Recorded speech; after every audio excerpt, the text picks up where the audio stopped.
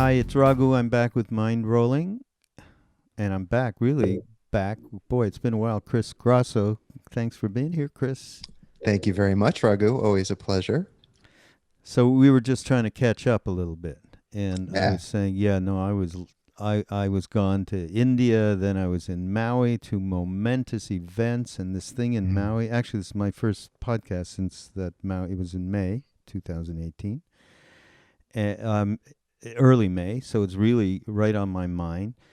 And I was just telling you, no death, no fear was Mhm. the theme with Roshi Joan Halifax and Frank Ostaseski, who is also one of those great wisdom keepers for the transition process. Absolutely love Frank's work. Yeah. Yeah, and then we had a guest star, as it was, Bob Thurman.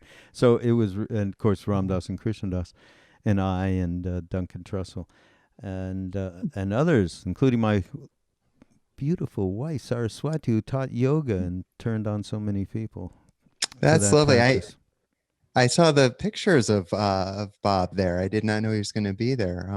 Love his work too, of course. He's tremendous. Yeah, I mean, incredibly entertaining. Yeah, we're going to do a talk at Tibet House this summer, I so I'm saw really that. looking Yeah. Oh, forward that'll to be that. fun. Yeah. Yeah, he's tremendous. Yeah. So, Yeah. He's yeah. so great. So we did that, and that was very edifying. And of course, over this time, as in life, there has been some beautiful moments, and then some very darker moments, Mm, which are, of course, good fodder for moving along in relation to our absolutely. attachment to everything that's me. Yeah. Uh, but so I actually am reading. So Chris has a new book, Dead Set on Living. We almost forgot that, Chris. Oh, Uh, hey. Yeah. Well, but yes. before we get it, there's some things in it that really relate to, in terms of the day to day up and down that we all face. I mean, you Sure. never know what's coming or what's going to happen, and so on. It can be very difficult to maneuver and manage life on a day to day basis. So there's a lot of great stuff in this book, everybody. That Thank you. I'll highlight some of the things that make good sense to me or turn me on. But what Appreciate else that. is? So what about you? You've been So, going on book tours and doing all that, right? yeah, I mean, not so much a book tour with this one. I've definitely been doing workshops and talking. I just did a really interesting workshop with Damien Echols, who was one of the West Memphis Three. For anyone familiar with that, it was a big case back in the '90s. Who's HBO in the did a book, and yeah, it's incredible. I was going to definitely ask you about that. yeah, yeah. We could talk about that a little more later. But for anyone unfamiliar, he just long and short was wrongly convicted of a crime he and two others he didn't commit. Spent 18 years on death row. I think 12 or 13 years of which was in solitary confinement. Inevitably got released on what's called the Alford plea. And really, it was only thanks to a three-part documentary series that HBO did called Paradise Lost and the support of people like Eddie Vedder and Johnny Mm, Depp and Henry Rollins and mm, Peter Jackson, who did The Hobbit and Lord of the yeah. Rings movies. He did another follow-up documentary called West of Memphis that picked up where the HBO series left off. So anyways, that's his story in a nutshell. He has a fantastic book coming out with Sounds True in the fall. So Really. just want to give him and that a shout out. Not that he needs my shout out. He already has Yeah. a New York Times Yeah. bestseller out. But Yeah. Well, so we'll have him here on the show. oh yeah, I'll make the Yeah. introduction. He's tremendous. But yeah, we did a workshop out at Cosm, Alex Gray's facility a couple of weeks ago, which was wonderful. Mm. A really nice group of people. And yeah, so that I've been doing talks throughout more New England, not going too far out of New England right now. It's been a lot more online stuff. It just tends to make more sense these days, Yeah. when you're Well, you know budgeting. about the Dalai Lama? Actually, when we were at the retreat, Bob told us this, and then it got confirmed by this thing that was announced that he was doing in San Francisco. But he ain't going to be there in the body. He's going to be there virtually. And Bob told us that he's found that he can do that, and it's tough to travel at his age at this Yeah. point. So he's doing a lot more online stuff, and he's doing this great thing with Paul Ekman, I believe, in San Francisco. And Paul's Cool. a fantastic guy. Who's worked with him on compassion and so on books. That's Yeah, fantastic. yeah. Yeah, I mean, it's So just so convenient, especially when you are busy with workshops and teaching and traveling for other non-book related things. So, but Right. yeah, I mean, that's in So, a nutshell. Yeah. um, you have this little quote that sort of opens your introduction, which is applicable to everybody. Oh, and and really, I did a podcast with Gabor Mate, who you have in this book, Yeah, I love his work. who's is an incredible guy, and he went back with me, and we discovered some of my addictions, which I haven't Okay. been going to AA about, because I didn't think they had anything to do with what AA was talking about. But they very well did, and he really he was great. He just we all got addictions, every one of us, and maybe Absolutely. addicted to uh, thinking about what the worst is that can happen at any one moment Yeah. all the time. That Yeah. is indulgent addiction par excellence. All right? So, Mm. and then in here, you start the whole thing, with this Zen master Ikuyu Sojun. Mm. Sometimes all I am is a dark emptiness. That's great. I mean, I love the way he put that. But my question is, what was he thinking when he? I mean, what was his intention here? I mean, is this out of context, or is just a complete koan all by itself? I think it's a complete koan. His writing is very, very raw, and very ragged and very visceral. And that's what I like about him. Now that, you think of Buddhism, you think of emptiness, and if we're talking about it in that context, but I think I don't think he was referring to emptiness in the more traditional Buddhist sense, like, because he was a very dark figure in a way. He also wrote some beautiful, he was more of a poet than a writer, but he wrote some beautiful things as well. But he had no problem writing back in his day about sex and using the word fuck, and these were things that were pretty unheard of, let alone from a Zen master. um Wait, what is that word in Japanese?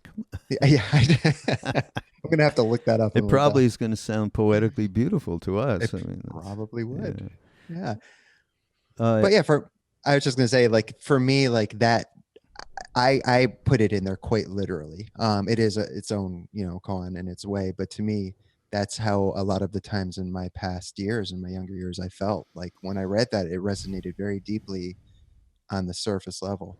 A dark emptiness, yeah, nothing more, yeah, no deeper exploration, just simply a dark emptiness, a void, a hole. yeah. So I We thought it was all very fitting. And we all have that. We all Yeah, have that, sure. or have had that, or have it, Yeah, but are not as willing to go and indulge it completely, so it yeah, doesn't take total hold, like it used to. yeah, So yeah. that's certainly a common experience for everybody. Uh, Absolutely. and and what this book everybody tries to highlight, basically not tries, does an excellent time of doing that, Hmm. with so many great wisdom teachers that Chris talked to, but certainly getting at using this dark emptiness as a primary tool to transform uh, all of the equations that keep us in these habitual patterns, basically. Yeah, And that's yeah, so all right, well, if it. let's go ahead. Well, you. I'm I was looking just gonna for say, I feel like that's for when we're some. the most ripe in those. At least in my experience, that's when I've been the most ripe. When I am in that dark emptiness. The ego is deflated, and not by spiritual practice per se, but I've just worn myself out, and it's like that. Metaphoric white flag of surrender goes up, and it's like, all right, I give up. What do you want me to do? You, Yeah, as capital Y. What do yeah, you want me to do? And the big you, um, yeah, you. yeah. It should be a new religion we could start. You, Let's. We could the market the hell you. out of Yeah, that. I like it.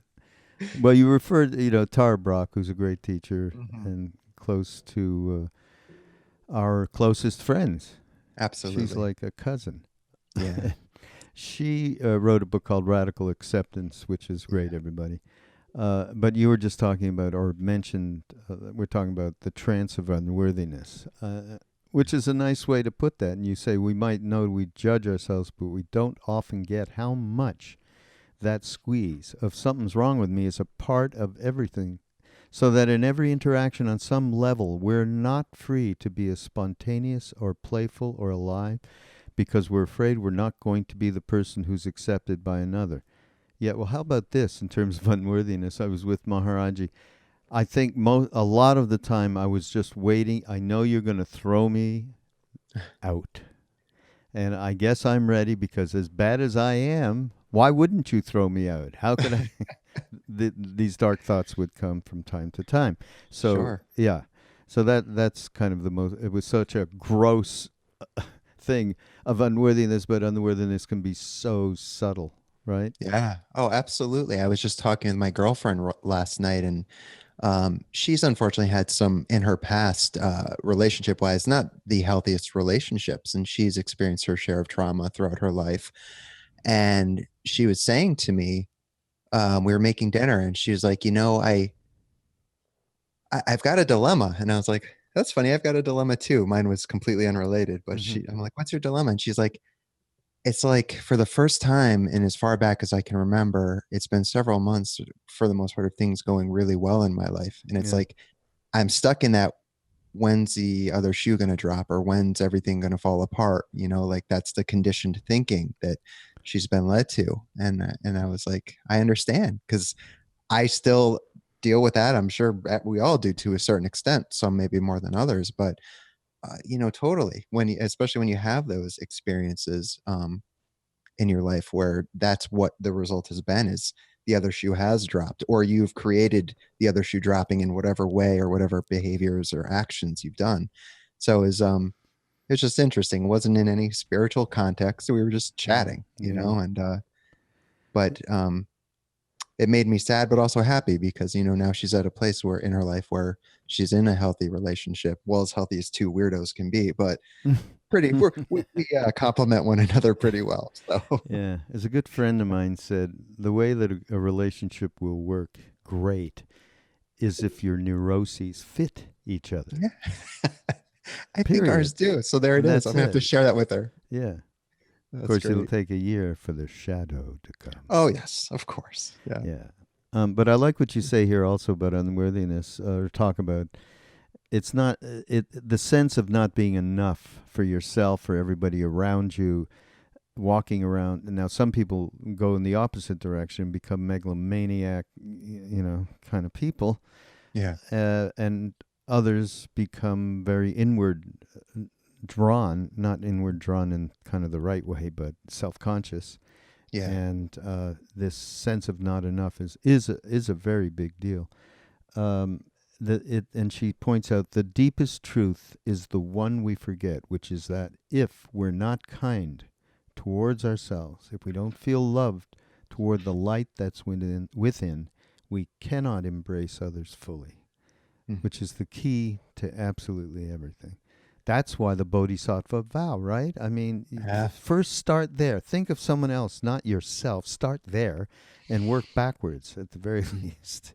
Right. Yeah. So, And I love, that's such a good point. As Maharaji said, it's the second part of his teaching, serve everyone. And for me, that has actually backfired on me in a way. So oh, I've just had really? to become But cognizant, because for me, it became at times a form of aversion or escapism, because by helping others, I didn't have to look at myself and my own problems. It just gave me, let me help you and your issues.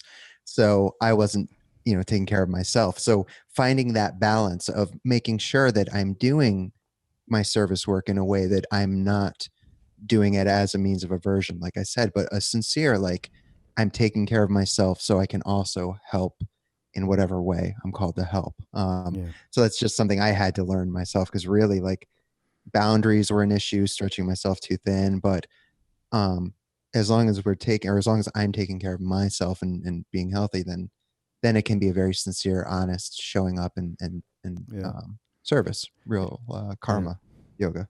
It all goes back to the same thing. Be here now. That guy who said that, right? Well, I forgot his name, but yeah, that I've heard that before. Yeah, that guy. I mean, and it keeps coming up all the time. We just this whole retreat on death, and it was a lot. You have to be present with whatever it is you're relating with at Yeah. every moment, be it from meditation to chanting to working to everything, making love, whatever. It's really that be here now. And as soon as you know you're caught in thoughts, you're not there. That's separation. Paranoia ensues, Yes. right? So, 100%. yeah. I don't know if you know Tommy Rosen, if you've ever I had do. him on your show. Yeah. So I did an interview with him last week for Mhm. his 10th anniversary Recovery 2.0 conference, which I know Ram Dass has been on. And we talked quite a bit about Ram Dass and Be Here Now because it coincides so perfectly with the teachings of the 12-step fellowships, just for today, Mm-hmm. be here now, and so we talked at length about that. It was a really great conversation. And Oh, I that's was so great. excited when Ram Dass was on there because his wisdom, it knows no bounds, whether you're in recovery or whatever, it's Yeah, well, that's why I something like for, to get at, like emphasize again, we are all in recovery. We really yes. are. Yeah. And it can be as simple as this last little example of just having, once you move away from being here now, you immediately are in separation. You're believing in your thoughts. You're following that whole thing and removing that oneness with the moment, which is Yeah. everything. So Absolutely. that we're in recovery from Yeah. this, right? Yeah. I mean, I think that's important for everybody. Huge. And I'm so glad you make that point. I remember it was back in, like, I think 2011 roughly. I was interviewing Trappist monk Father Thomas Keating, and a beautiful, beautiful Christian contemplative monk. And I mentioned to him that I was in recovery from drugs and alcohol, and he laughed a very gentle, playful laugh, and he was like, "Well, I'm in recovery too." And I remember thinking, "Oh shit, I didn't know Father Keating had a problem, had a habit." But he went on to say, "I'm in recovery from the human condition and the degree to which we all suffer to a certain extent." And it was like, I didn't realize how, my blinders were on recovery, addiction, drugs. No, just like you said, if you've taken, human birth, Yeah, we're all recovering from yeah, something. We've all experienced the yeah, Buddha's first truth, first noble truth. yeah. It's recovering back to the natural state, basically, is what Yeah. we're really talking about. Yeah. Excuse me, not sounding too intellectual about it, because the work on the day-to-day basis of actually relating that way is a lot of work. I mean, in terms Absolutely. of mindfulness and practices, Yes. and we are lazy. I am We are. terribly lazy. And that's why I go to India and I hang out with beings that are there, so I don't have to do it myself and just You be get in the that thing. transmissions. Yeah, and then it lasts. Well, some of it lasts a lifetime. Others of it seems Sure. to wear off after a while, but it's fun going back and forth. Um, Yeah. this I don't know, and David, And Davin. Davin. I didn't know her either. Lissa Rankin introduced me to her, who's also in the book. Oh well, here's something. I believe this is from, although, yeah, here's your thing. We're talking about the emotional body. She says some really excellent things, everybody. Listen to Absolutely. this. There are very specific life events that help shape our brains. It starts with early childhood experiences that shape the brain, which then creates a flood of hormones into the body based on the event that's happening. These are transmitted into the body through neural pathways developed in response to the environment. Just think of the complexity and subtlety. Inside each of us is a whole neural network that's been formed as an imprint in response to the social environment that influenced us in our developmental years. Those tracks inside of us start to change when we start to ask those larger questions as we become young adults. Who am I? Why do I get angry every time a person does this? Why am I responding to my wife in this way and sounding just like my father? God, that one's really hit below the belt on that one. It's when we start to make those associations, asking those deeper questions, that we discover that we are past in the present. Mm, That is really great, Chris.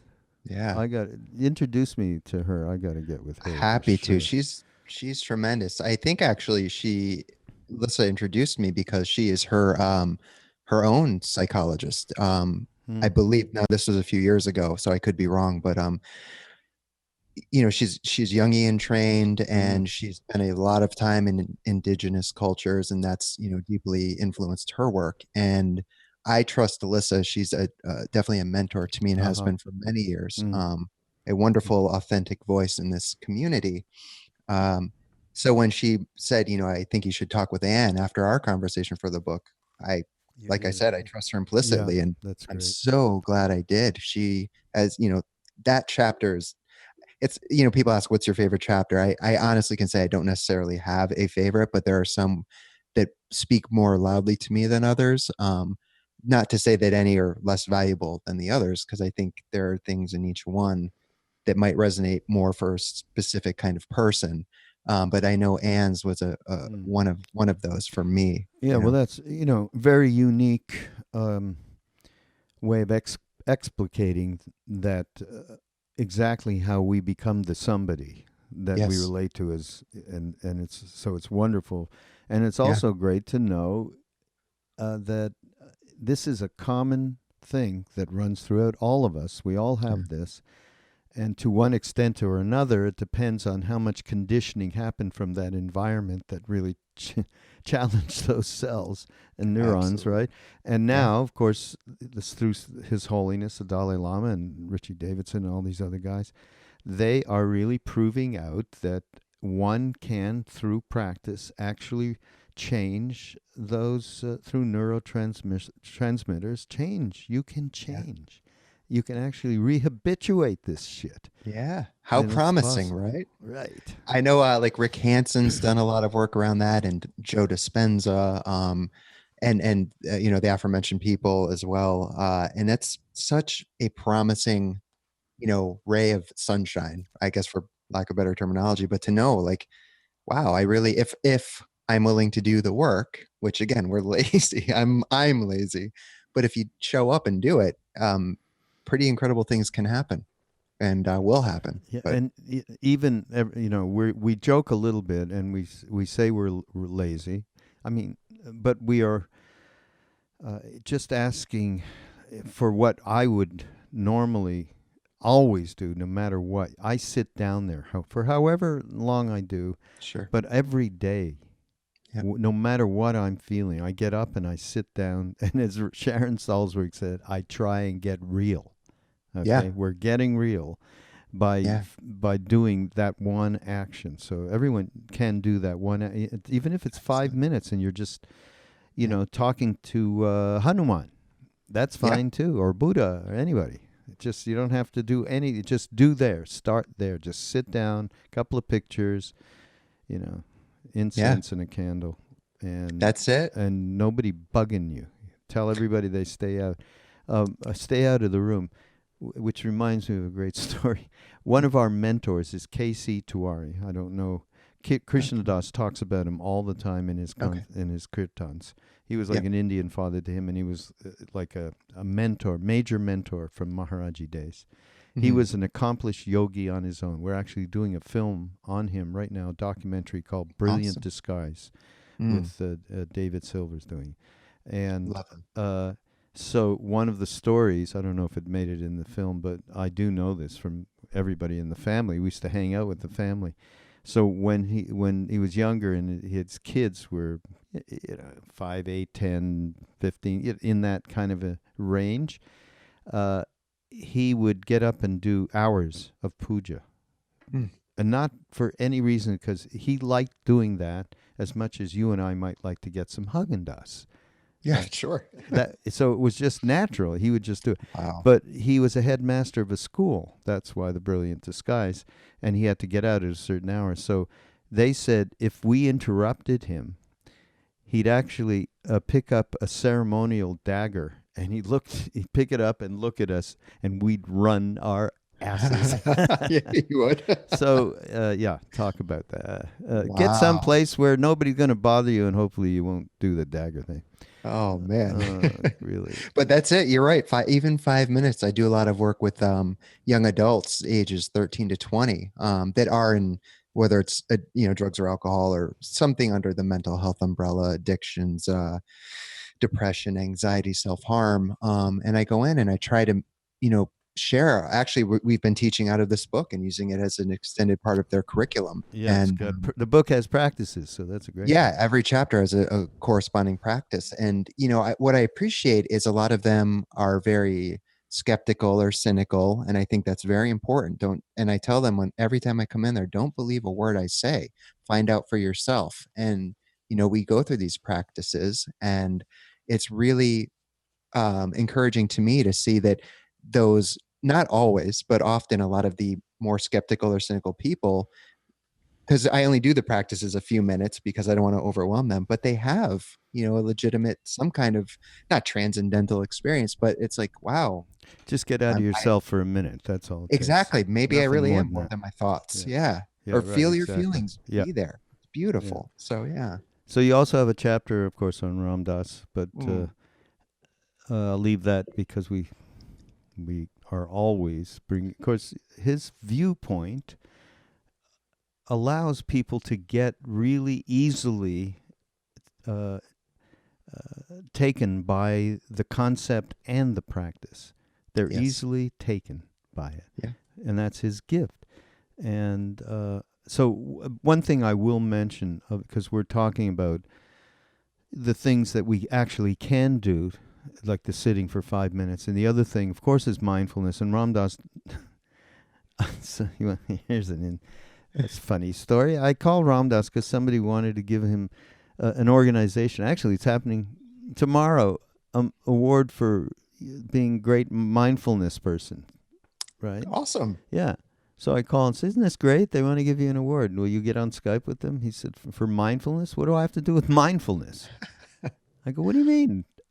You're the one you came up with, before there was mindfulness, the witness, which Right. is the core thing around mindfulness." He said, "No, I didn't do that. John Kabat-Zinn did that." That's what he said. But he certainly made it. Well, you know who? And I said, well, originally it's Gurdjieff, right? Self-remembering. Yep. I don't know if you looked at Gurdjieff. Sure. Yeah. Yeah, that's something else out there. I don't know if we've talked a lot about Gurdjieff. We should do a show on Gurdjieff. But the witness is extraordinary. Talk about it, because I know you got it in the book. Just from your point of view, how to use it. Right. And I mean, so like Ken Wilber and Ram Dass are my two big still alive teachers, for lack of better phrasing again. But, Ken Wilber calls it witnessing awareness as well, whereas Ram Dass, will say, I am loving awareness. And that's a huge practice for me. And the Ho'oponopono, I probably just butchered that, but that mantra as well, have been the two big ones I've been working with over the last 6 months to a year. But really, Ram Dass nails it when he says, when you are working with the I am loving awareness practice, it becomes you. You're the one who initiates doing it, but then it starts doing you. And anything that enters your field is then love, because you're just this field of loving awareness. And it's not perfect, of course, but I've absolutely had those experiences. And that's, like you said, he translates it in such a simple, easy way. And I love that chapter. And it's a good one for those who are struggling, because he's like, in this moment, even if you, speaking to addiction as an example, even if you used a minute ago, this is a new minute. And you are not an alcoholic. You are not an addict. You are here now. And in this moment, that's all there is. So how more simple and beautiful can it be? Yeah. Not easy to accept necessarily, but yeah. Well, none of it's easy to accept. I mean, what is Annie Lamott? Jack Kornfield quotes this Annie Lamott. Do you know Annie Lamott? I don't know her. I'm very familiar with her. Oh yeah, she's great. Yeah. She was at the retreat, actually, so it was wonderful meeting her. Yeah. But my mind is a bad neighborhood. I try not to go out there too late. I love that. It's one of her greats. Yep. Yeah. Yeah. One of the greats. But this thing with I am loving awareness, which is more recently what Ram Dass has been doing. Right. In the past, he would talk about connecting with that place is quote unquote I am loving or just loving awareness, not the I am. Even now Right. he's just doing loving awareness, loving. You start with I am, and then you get to connecting with the greater loving awareness, not the individual you loving awareness. So, Right. but then it's also, so you're connecting with that place, which is the Buddhists would say Buddha mind, true self, whatever, those terms. And once you connect there through, and that connection can happen through, it happens most easily, for instance, for me, through chant. I mean, that is a primary practice that immediately takes me immediately, as much as I'm in a decent frame of mind, that I can get out of myself, but to that place. So once that happens on any level, however you do it, even psychedelics, not even, so, we've all, many of us have used that route, but once you recognize that, then that's the place from which you are, having fun, watching, and not judging the crazy ass thoughts that we have, the motivated by self-cherishing shit that we do all day long.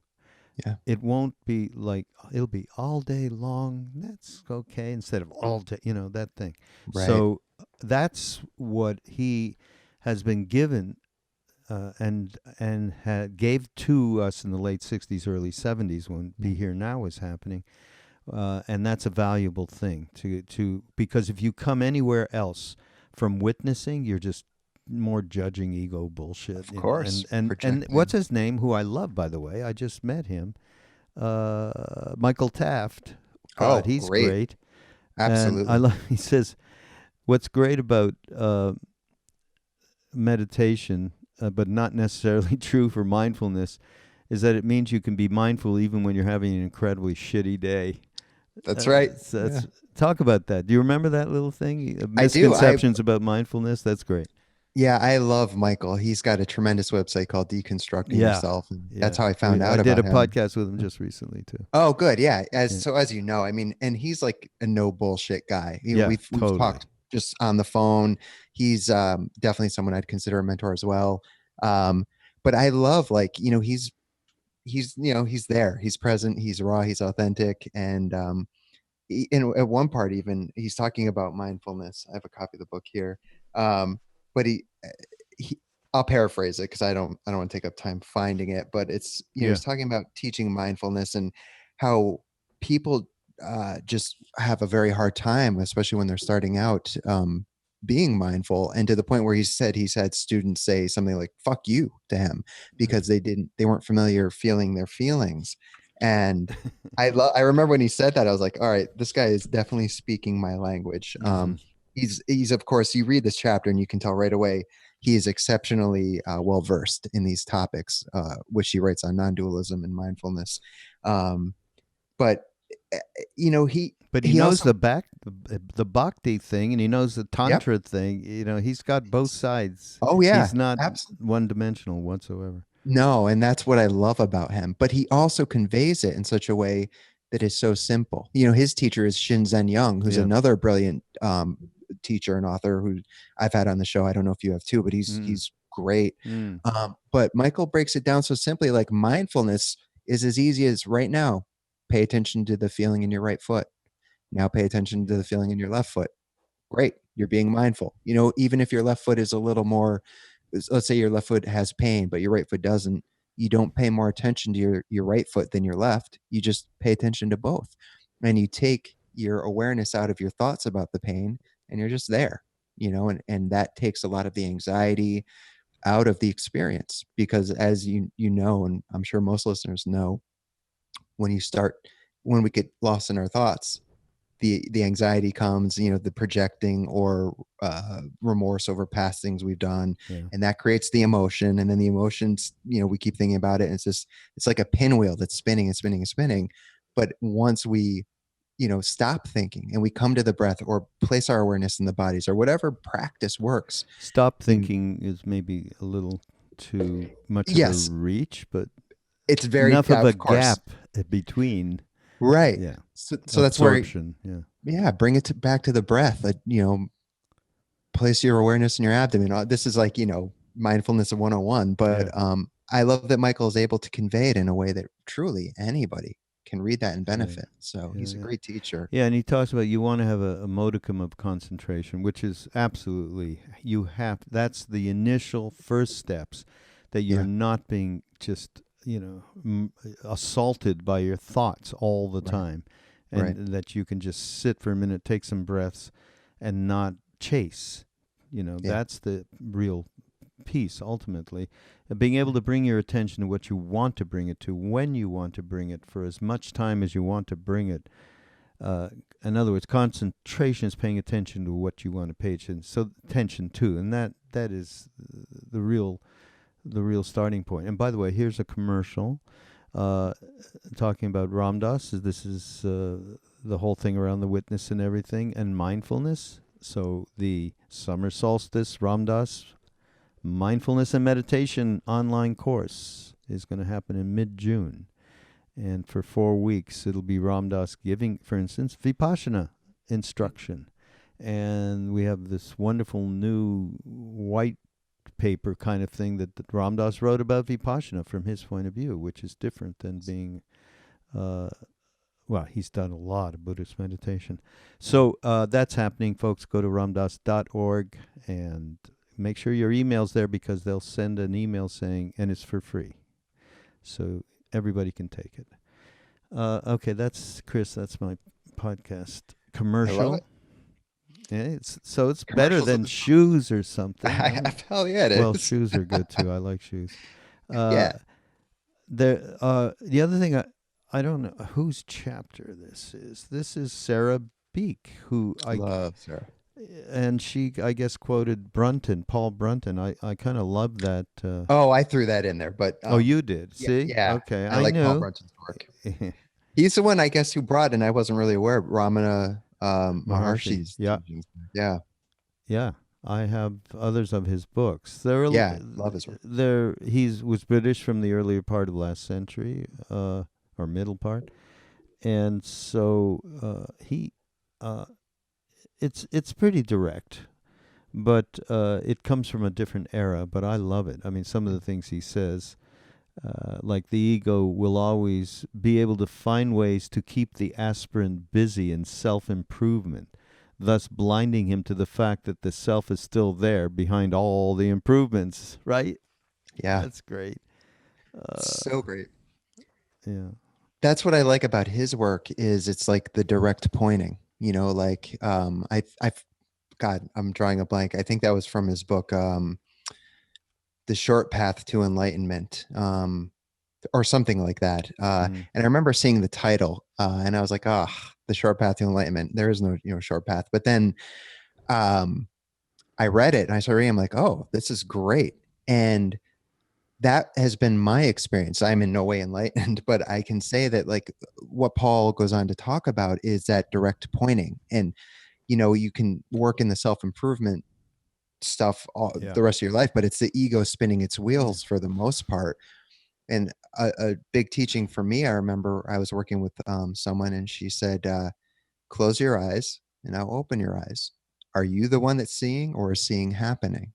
Right now, are you, Chris, the one that's listening, or is, or hearing, or is hearing happening? But it was specifically with that eyes thing, though, when I opened them. And she said that, I guess in Buddhist context, you could say it's like that stream entry, where it's like, holy shit, like my first real taste of that non-dual, like it was, Chris was no longer there. And it was literally just life, an extension of lifing. There was it. It was all interconnected. Great. Yeah, it's pretty rad. Yeah. So Paul's great with that. Yeah. Well, we should turn right to, before we run out of time, Damien Echols. Okay. Sure. Yeah. Because here's somebody who was on death row for a couple of years. 18. 12 or 13 of which were solitary confinement. Yeah. 18 years. Lost. He went in as a teenager. He and the other two, Jason Baldwin and Jesse Miskelly, when they were just teenagers. Yeah. I mean, just talk about some of the things that he talked to you. I mean, talk about somebody having direct experience in the Oh most yeah. uh, A- bizarre, unbelievable, draconian physical circumstance. Absolutely. I mentioned the workshop we did at Cosm together, Yeah. but we had done another one prior to that at another facility in Manhattan.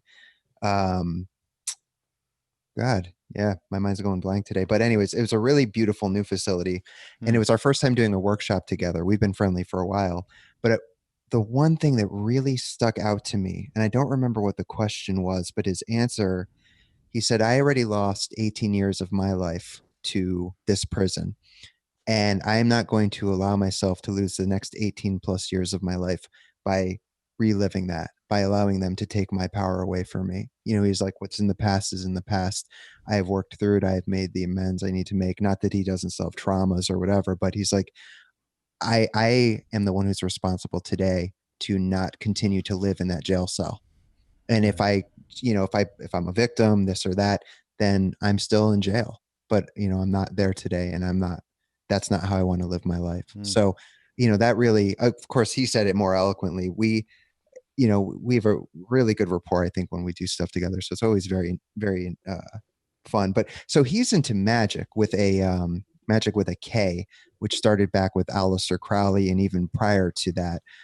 So that was something that's definitely different for this book, because I Hmm. don't know much about magic. I've certainly read about occultism. I just find that sort of thing interesting. It's intriguing to me, amongst all the other Hmm. wisdom traditions.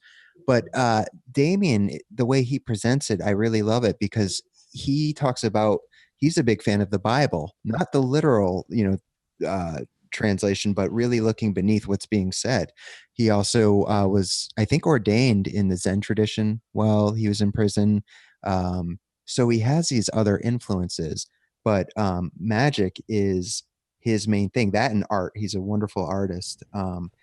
But because like I said, magic is not something I'm that well versed in. Um, but I'm looking for something Damien might have said. Oh, here, I got one Yeah, that's great. really Go for it. great that I did pick out. Yeah. Um, something about no growth comes without struggle, right? That's Mm. why they call it growing pains, not growing pleasure. Right? Yeah. When you're And facing things in this world, that's what forces you to step outside your comfort zone. It's the confrontation and the battle. We tend to think of spirituality as entirely and absolutely about peace and peacefulness, but it's a battle. It's not an external fighter going to war to force your beliefs on other people. It's about going to battle with the things you don't want to look at in yourself. The things you don't, he wouldn't say it like this, by the way, everybody, I'm sure of it. He's the things you don't want to face about yourself. Shining the light into those dark, horrible fucking places and wrestling with whatever it is you find there. yeah. I mean, okay, that's from someone who's had it right in front of him on Yes. a second by second for 18 years. I mean, And he, beaten, teeth knocked out, no oh, dentist, Jesus. had to literally breathe through the pain. Um, so yeah, anyone listening, when you think you've had it rough, like, don't forget, someone's always got it rougher, and to come out of that a bigger, stronger person, instead of just, being there and giving up, taking your own life, turning to drugs or whatever. It made him thrive, and I'm humbled to call Extraordinary. him a friend. Extraordinary. Yeah, That's all there is to huge, say about that. really, seriously. Yeah. But yeah, I'm just flipping through, and like you mentioned, Zen, Taoism, very, very important for him. And uh, yeah, he just goes on to talk about the Wiccan tradition and how it kind of very much like the New Age movement, it's become watered down, and that's not what he's interested in. He Mm-hmm. wants to get back to the core roots and make that accessible, for people, just as I try to do in my work as well, is not water it down, and make the wisdom teachings something that people can read and Yeah, relate to in a or not contemporary way. so esoteric. Exactly. Yes. That's also can Yeah. be a problem. Yeah. Um, so And everybody, by the way, Duncan Trussell, my partner, is in this book, my sometime Yes, podcast partner at these retreats. So that's a fun thing because he's fun and he has a point of view that is very helpful absolutely. because he's very honest, which is Yeah. what you are, which is why this is so great. Yeah. So great. Um, and Sally Kempton. Kempton is in this book talking about resilience, another favorite subject of mine. And of course, I get a lot in relation to that with Sharon Salzberg, who's also Yes. in the book. The very sound of the word resilience captures its bouncy, rubbery quality. Yeah, it just sounds great, right? Yes. It's an ability to recover from or adjust easily to misfortune or change. It's been described as psychological and biological strengths required to successfully master change. Wow. So you got to give me you've been through some really tough shit. So resilience, you got to say something about resilience, Chris. Yeah, resilience is, in my experience, it has nothing to do with me. I mean, I do the legwork, but every time I've hit what I thought was a rock bottom and then the bottom gave out and it just went lower, there was always it's metaphoric, but I don't know how else to describe it, but like a flame deep within my heart center, something I felt like you're going to come back from this. You need to, again, that white flag of surrender, let go, give it up. And listen, quiet down and listen. And not like I'm expecting to hear like we're talking words, but your intuition will guide you. And I know this is starting to sound a little woo-woo-y, but it's very real from my experience. Like literally that's what I attribute to having my first book published too is I did not go to school for writing. It literally just fell in my lap through a series of events, and then second book and third book come out. But I attribute that to nothing I did. It was sincerely just laying myself aside with the sheer honest intention of how can I be of service? How can I help other people? And so the resiliency was for me really never giving up hope. Though I know, some would argue hope is a false teaching because it's in the future somewhere. Whereas try to tell that to someone who's, thinking about committing suicide. Or is that really what you're going to tell them? I mean, I wouldn't, but teach their own. But yeah, just really knowing, not knowing, but turning inside. And like Ram Dass would say, when you're stuck in those thoughts of the self-worth and or self-denigration, whatever, that's the ego talking. But when you do anchor back into that loving awareness, witnessing awareness, whatever you call it, then you're no longer identified with that. So it's, you're identified with your soul, as he would put it. And the soul doesn't know, that's not what the soul is. So Yeah. And to me, the most practical, down to earth manner, though, yeah, resilience would be connected to the fact that you can always start over. That's Sharon teaches it in Salzburg in meditation. When you realize you've been lost for 10, 15 minutes on some inner drama, and yeah, I'm watching my breath. Oh, I got lost. Oh, yeah, I'm a shit. I'm useless, and I'm not a good meditator. I should never, that whole thing that goes. And you just say to yourself, just start again. yeah. And that's it to me, that's resilience. You have that. We can just start again and realize, of course, we are unfortunately a package of human stuff that. Yes.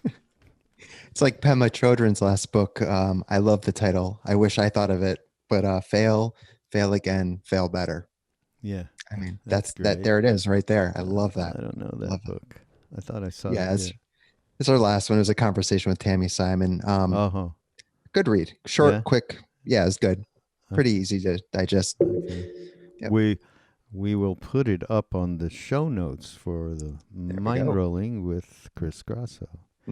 Mm. And Sally, she said something else that I think is also incredibly important, and that is how everybody needs to be respected, she says. Mhm. And that is a big deal. Because as much as we need compassion, we need to have respect for other people. People know when they're not respected or taken seriously. And I find that this is one of the things that makes us most resentful. I think that's what so many people in our country are feeling. I think Yeah. that's kind of right on, no? Oh, 100%. And we agreed because there was more to that didn't make it into the book. Oh. That was, as I'm sure listeners can gather, we were talking about the political state of affairs in the country, and we were talking about Donald Trump, and we didn't want to lose sight of the main goal of that chapter, and what Sally was trying to Mm. share. So we took the part about Trump out. I think we did, at least, and we're just making it more of a general statement. But absolutely, to have respect for self, and in that respect, yes, being compassionate, but also, compassionate to, I was gonna say to an extent, that's not the proper phrasing, but in a way where we're understanding, but not judgmental. So, not like finger pointing, because that's not going to help. And that's also, where is the respect in that, both of self and other? So I know, I don't want to name names, but I know some people that support Trump, and people I wouldn't have thought in a million years, but these are also people that can talk to you about it.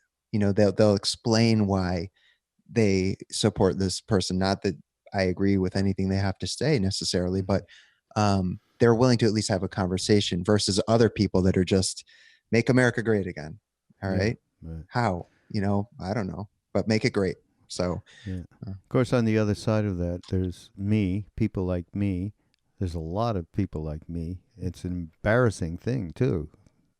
And that is not being able to find that place of mhm, respect at mhm. all. And then what happens is you start to really indulge because you've got your this righteousness bullshit going on about how they're these ignorant people, all that stuff, Yep. and then you put everything else in it that has nothing to do with that, because Yep. then it's becoming anger, and you take Yes. everything in every part of your life that's not fulfilled for you and is or triggers for you, whatever it is, and then you've got a really big problem.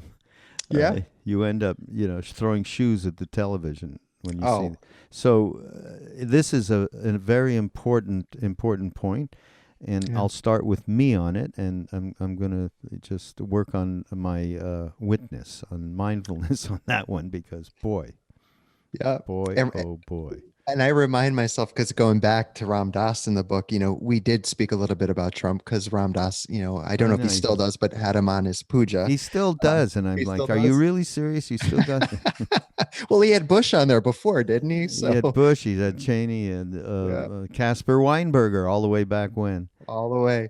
But he said, like, and I remember like kind of laughing to myself when he said it. And every time I read it, because I can hear his voice saying it, like he's going to have his comeuppance. And then he's like, poor soul, poor soul. And he didn't mean it. And, he was very sincere when he said it. But to me, I'm reading it kind of in a sarcastic way. And so it makes me chuckle a bit. So I Mm. remind myself of that.